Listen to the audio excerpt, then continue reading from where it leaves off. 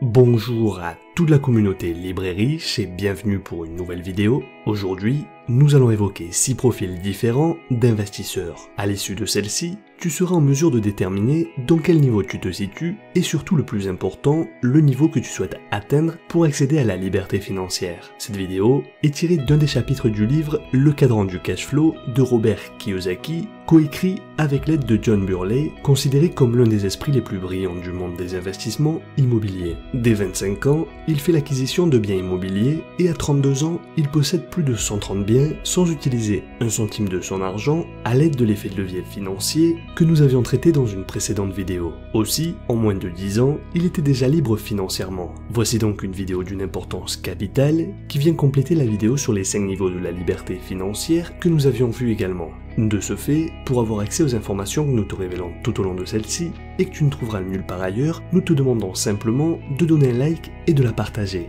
Donc c'est parti!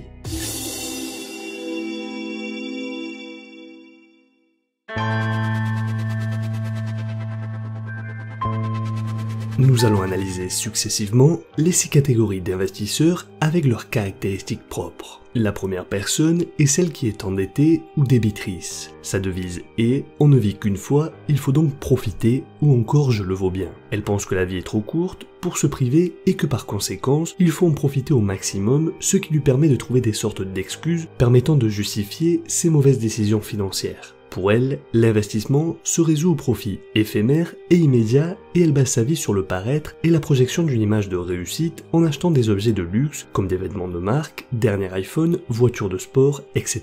Ce qui lui procure une satisfaction personnelle, un sentiment de réussite sociale, l'illusion d'avoir une vie confortable. Pour atteindre ce sentiment de plénitude et assouvir ses besoins, elle détient la solution imparable qui par chance n'est autre que le crédit. Elle tombe alors dans un cercle vicieux extrêmement pervers car n'a pas d'autre solution en cas d'imprévu que de contracter un autre crédit si besoin. Adepte de la politique de l'autruche pourvu qu'elle arrive à ses fins. Généralement, cette personne a un mauvais rapport à l'argent. Elle n'a pas le réflexe d'épargner pour pallier aux aléas. Acheteuse compulsive, elle n'arrive pas à gérer un budget, à tenir une comptabilité et encore moins à télécharger l'application Excel offerte que tu peux retrouver en cliquant sur l'icône qui apparaît en haut à droite de l'écran, ce qui fait que, si elle doit effectuer un achat coûteux, elle va devoir s'endetter de nouveau, accumulant ainsi des dettes toxiques issues des cartes de crédit, donc elle achète des passifs financiers qui perdent de la valeur avec le temps en plus de générer des frais supplémentaires. Le débiteur est l'acheteur par excellence. Il adore les centres commerciaux, magasins et sites internet de vente en ligne. Pour lui, tous ces achats sont justifiés par l'affaire du siècle, les soldes ou le fait qu'il ne pouvait pas laisser passer une telle occasion. Comme une addiction à l'alcool ou aux drogues, faire du shopping est une solution contre le stress, l'anxiété ou toute situation difficile dans laquelle il souhaite s'échapper. Ce n'est pas le fait de dépenser de l'argent qui procure du plaisir, mais le fait d'acheter quelque chose et de le posséder. Ce sont donc ses souvenirs, sa mémoire, qu'acheter rend heureux. Enfin, l'acheteur, qu'il soit compulsif ou impulsif, ne pense pas au futur. Il se rend bien compte qu'il a dépassé les limites et qu'il va le regretter, mais le plaisir du moment, même s'il ne durera que peu de temps, l'empêche d'y penser. Ce futur n'est pourtant pas aussi loin, il se retrouvera probablement à court d'argent avant la fin du mois. Généralement de mauvaise foi, il se victimise en trouvant des prétextes, soit parce que la vie est trop chère, soit parce que son salaire est trop bas et que la solution à ses problèmes serait d'augmenter le sien, de gagner au loto ou coup de chance avoir un héritage. La solution la plus sensée selon lui reste une valeur sûre, le crédit à la consommation. Il est courant chez cette personne de critiquer les riches ou mépriser ceux qui ont réussi et mis toutes les chances de leur côté en travaillant durement. Elle est en fait seule responsable de son infortune à cause de sa mauvaise mentalité et il suffit alors qu'un imprévu survienne pour qu'elle contracte d'autres prêts et que ses dettes augmentent, perd le contrôle et finit en situation de surendettement fiché à la Banque de France. Dans le pire des cas, ses biens peuvent être saisis et parfois finit dans une situation extrêmement précaire ou pire, dans la pauvreté. En conclusion, il est nécessaire de souligner qu'en cas de crise, ce sont les premières personnes touchées. Tant que tout va bien, elles peuvent maintenir un style de vie qui est au-dessus de leurs moyens, mais relativement soutenable, puisqu'elles peuvent emprunter facilement à des taux d'intérêt plus bas. En revanche, dès que la crise arrive, les restrictions au niveau des emprunts et l'augmentation des taux d'intérêt fait qu'il leur est coûteux de s'endetter, et pire encore, si elles perdent leur unique source de revenus, en cas de perte d'emploi, se retrouvent ainsi dans une situation précaire. Comme tu peux le voir, ce niveau est extrêmement toxique et doit être évité absolument. Aussi incroyable que cela puisse paraître, la meilleure manière de prévenir ce fléau est d'obtenir une éducation financière. Il n'est pas question d'argent, mais de bien savoir gérer un budget et d'acquérir une bonne mentalité et de bonnes habitudes.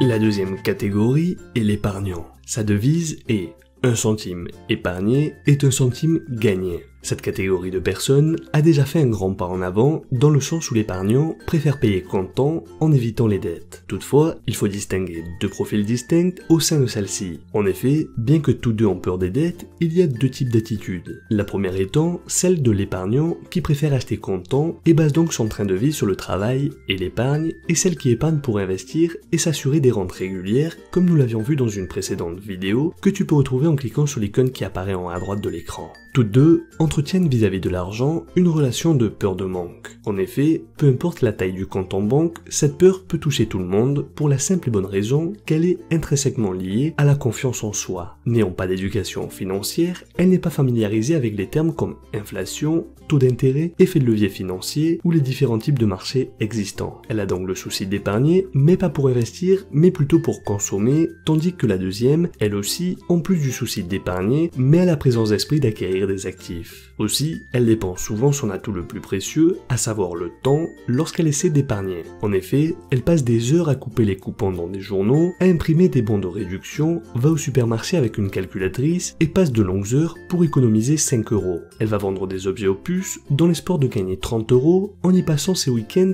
dès l'aube. Elle se donne bonne conscience en faisant des économies de bout de chandelle, se vante d'être économe, donne même des conseils et dit avoir une bonne éducation financière. Enfin, il faut savoir que certes, l'épargnant est l'opposé de la personne endettée, toutefois, il n'est pas à l'abri pour autant malgré l'illusion de confort et de maîtrise qu'il affiche. En effet, il est très rare que l'économe atteigne l'indépendance financière étant donné que sa mentalité n'est pas orientée vers l'investissement. Son argent est conservé soit dans un livret A à faible rendement quand sa rentabilité n'est pas négative due à l'inflation, soit chez elle. Au final, elle a un peu plus d'argent nominal, mais moins d'argent réel. Malgré que le montant de son épargne augmente, son pouvoir d'achat en réalité diminue. Elle ne comprend pas alors pourquoi son train de vie stagne, voire même régresse, encore moins que le dollar américain a perdu plus de 90% de sa valeur depuis 1950 et qu'il continue à en perdre. En conclusion, il est tout de même préférable d'être économe car à l'abri des dettes plutôt que dépensier car en cas de crise, il est le premier à souffrir de ses répercussions.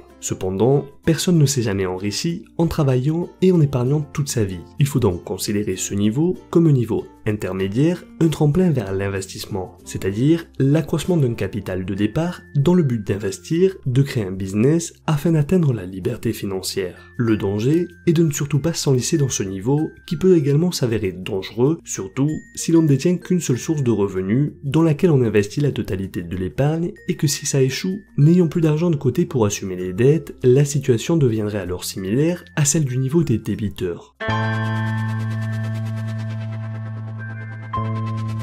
Le troisième profil est l'investisseur intelligent répertorié dans la catégorie dite intermédiaire. Dans ce niveau intermédiaire se trouve l'investisseur intelligent, entre guillemets, non pas parce qu'il est un investisseur émérite, mais plutôt parce qu'il a un bon diplôme, une bonne éducation universitaire, un bon salaire et même une certaine position sociale. Il fait donc partie des 2/3 de la population, considérée comme la partie élevée de la classe moyenne. Celui-ci peut être classé en 3 sous-parties, celle qui ne veut pas être dérangée, celle des cyniques et celle des joueurs. L'investisseur intelligent, qui ne veut pas être contrarié, est convaincu qu'il sait tout ce qu'il doit savoir sur l'argent sans vraiment connaître réellement son fonctionnement et ne souhaite pas en savoir plus pourvu que son argent repose sur un plan d'épargne retraite et se laisse guider par son banquier, ce qui lui évite les paperasses et les tenues de compte. Généralement, il est convaincu que le monde des finances est un monde réservé à une élite, aussi il n'est pas nécessaire de s'intéresser à son fonctionnement car trop compliqué. L'investisseur intelligent cynique est celui qui a déjà des connaissances relativement solides, mais qui est constamment pessimiste. Selon lui, cela ne vaut pas la peine d'investir ou entreprendre un projet, car trop d'enjeux financiers, et lorsqu'une occasion se présente, il reste sous la domination de sa peur, de son ignorance, et reste dans l'immobilisme. Enfin, il y a l'investisseur intelligent joueur. C'est la personne qui voit la bourse, les paris sportifs et la loterie comme des jeux et ne les différencie pas. Il perd pratiquement tout le temps son argent par ignorance, il ne cherche pas à s'informer et n'a pas de plan sur le long terme. S'il arrive à gagner un peu d'argent, cela renforce son ego et commence à jouer encore plus, et cette situation peut s'avérer très dangereuse si addictive.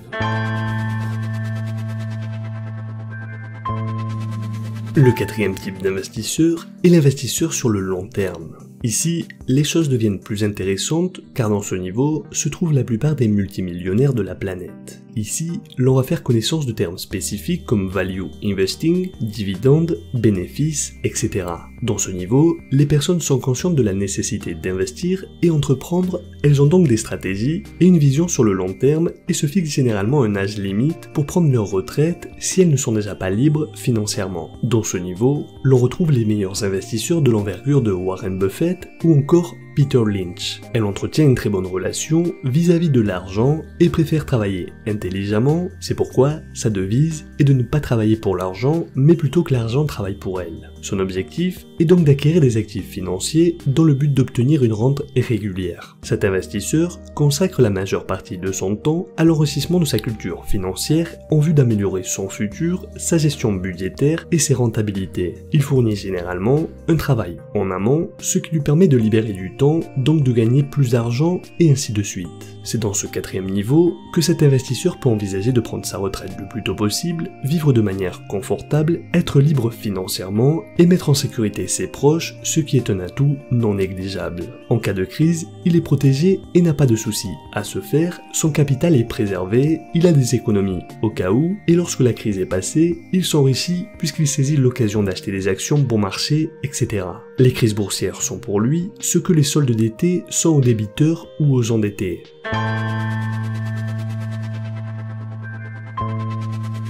L'avant-dernier profil concerne l'investisseur sophistiqué. Sa caractéristique première est qu'il ouvre des positions sur le marché boursier par exemple lorsque d'autres les clôturent. Il gagne de l'argent en allant contre-tendance à contre-courant. On parle ici d'investisseurs avec une éducation financière très poussée, capables d'utiliser n'importe quel instrument financier allant des simples actions aux produits dérivés et autres produits plus exotiques. Cet investisseur a de très bons antécédents et résultats concernant ses bénéfices, il n'est pas conservateur et réalise donc des investissements à haut risque, ce qui lui permet donc d'apprendre et améliorer ses techniques d'investissement. À ce niveau, il est en mesure d'utiliser n'importe quel actif financier allant de la bourse aux biens immobiliers en passant par le rachat d'entreprises en faisant usage du LBO ou Leverage Buyout qui est un montage qui consiste en l'acquisition d'une société cible par une société holding dédiée et spécifiquement financée à cette fin. Ce mécanisme assure un triple effet de levier regroupant l'effet de levier financier, l'effet de levier juridique et l'effet de levier fiscal.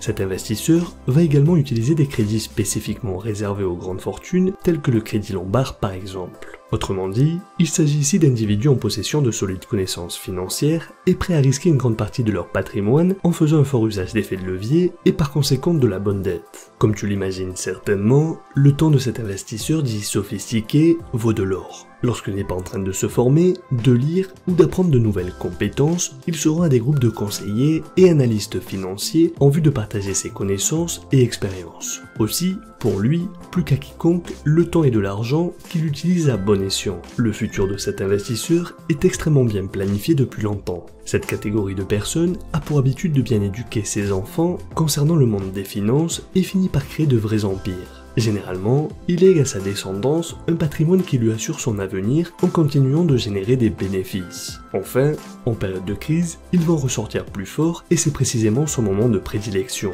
Il a pour habitude de vendre à découvert, c'est-à-dire de gagner lorsque les cours chutent. C'est justement durant ces périodes qu'il va doubler son patrimoine.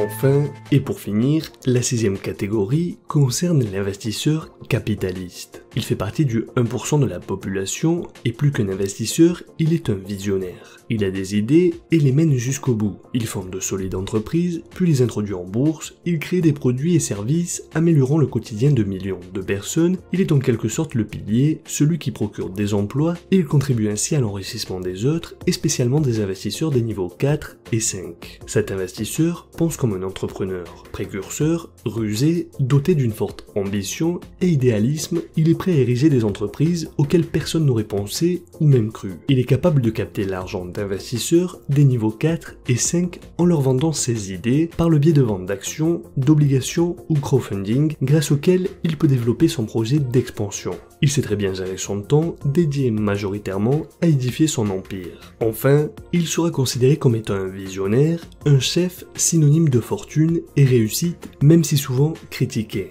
Toutefois, il ne faut pas oublier qu'il crée des millions d'emplois et force donc l'admiration et la reconnaissance. Nombreux sont ceux qui sont connus pour être partis de rien, pour fonder leur entreprise devenue un véritable empire auquel même lui ne s'attendait pas. L'avantage est que même après sa mort, il continue de générer des emplois et de l'argent. Dans cette catégorie, l'on pourrait mentionner Steve Jobs, Bill Gates, Jeff Bezos, Phil Knight, JP Morgan, John Rockefeller, Henry Ford, Ray Kroc ou encore Jack Ma et bien d'autres. Bien. Pour récapituler, les personnes du niveau 1, ce sont les débiteurs, les personnes qui profitent de la vie. Dans le niveau 2, ce sont les épargnants, ou plutôt ceux qui thésaurisent sans réelle perspective d'avenir. Le niveau 3, quant à lui, est divisé en 3 parties, ceux qui ne veulent pas être dérangés, les investisseurs cyniques et les joueurs. Dans le niveau 4, l'on fait connaissance des investisseurs à long terme, le niveau 5 concerne les investisseurs sophistiqués qui possèdent de solides connaissances, et enfin, le niveau 6, les capitalistes, les grands entrepreneurs à la tête de vrais empires. Comme tu l'auras très certainement compris, nous sommes restés fidèles aux idées de Robert Kiyosaki. Aussi, si tu souhaites atteindre la liberté financière, il recommande d'éviter de rester trop longtemps dans les 3 premiers niveaux et opter pour les 3 niveaux supérieurs, c'est-à-dire du 4 au 6. Voilà, tu possèdes à présent les explications et méthodes pour augmenter tes chances de succès et ainsi investir et entreprendre intelligemment dans le monde des affaires. J'espère que cette vidéo t'a plu, n'hésite pas à t'abonner à la chaîne si ce n'est pas encore fait et très important, active la cloche pour être le premier informé lorsqu'une nouvelle vidéo est publiée. Tu peux aussi nous faire part dans les commentaires si tu as besoin de plus amples explications ou si tu souhaites tout simplement nous faire part de ton expérience. Comme tu le sais, je lis tous les commentaires et me ferai un plaisir d'y répondre. N'hésite pas à donner un like et partager cette vidéo. Souviens-toi que l'on reste en contact sur Facebook et Instagram. Je te dis à très vite pour une prochaine vidéo et rappelle-toi que la différence entre ce que tu es et ce que tu veux être réside dans ce que tu fais. Deviens libre et riche.